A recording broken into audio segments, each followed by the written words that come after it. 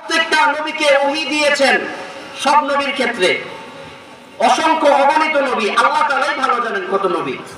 সব নবীকে ওহী দিয়েছেন। 2 নাম্বার মুজিজা দিয়েছেন। 3 নাম্বার উত্তম চরিত্র প্রত্যেক নবীকে আল্লাহ তাআলা দিয়েছেন। জোরে বলেন না সুবহানাল্লাহ।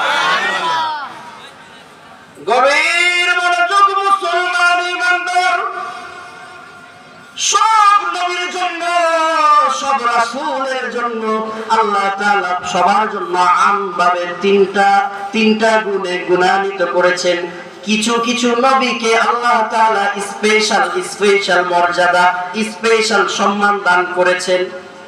বর্ণনায় এসেছে আমার পয়গম্বর রাসূলুল্লাহ, সকলে জুড়ে একবার বলি সাল্লাল্লাহু আলাইহি ওয়াসাল্লাম। আর মুসলমান আজকে আমরা দুরূদ পড়তে চাই না, কিন্তু দুরূদ পড়লে লাভ না লস বলেন তো? কেমন লাভ?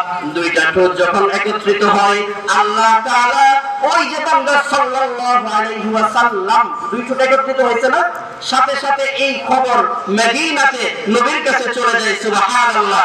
শুধু কি তাই না, 10টা রহমত নাযিল হয়, 10টা গুনাহ মাফ হয়, 10টা মর্যাদা বুলন্দ হয়। জুড়ে বলেন না সুবহানাল্লাহ।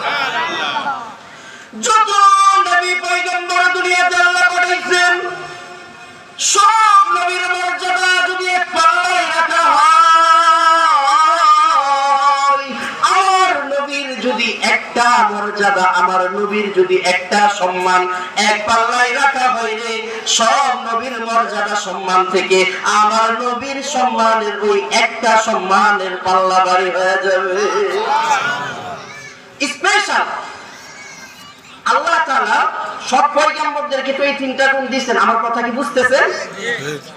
স্পেশাল ভাবে আমার নবীকে, আপনার নবীকে মুহাম্মদুর রাসূলুল্লাহ সাল্লাল্লাহু আলাইহি ওয়াসাল্লামকে স্পেশাল ভাবে 72টা সম্মান দিয়ে সম্মানিত আল্লাহ তাআলা করেছেন।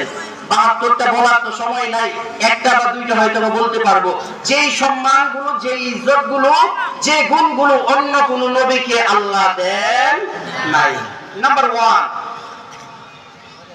রব্বুল আলামিন পৃথিবীতে যত নবী, যত রাসূল পাঠাইছেন, সব নবীকে আমার আল্লাহ নাম ধরে ধরে সম্বোধন করছেন।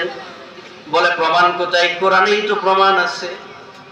1 নাম্বার পারা 5 নাম্বার পৃষ্ঠা সূরা বাকারা 35 নাম্বার আয়াতটা খুলে দেখো। আমাদের আদি পিতা আল্লাহ তাআলা কিভাবে সম্বোধন করেছেন? আদম উসকুন আনতা ওয়া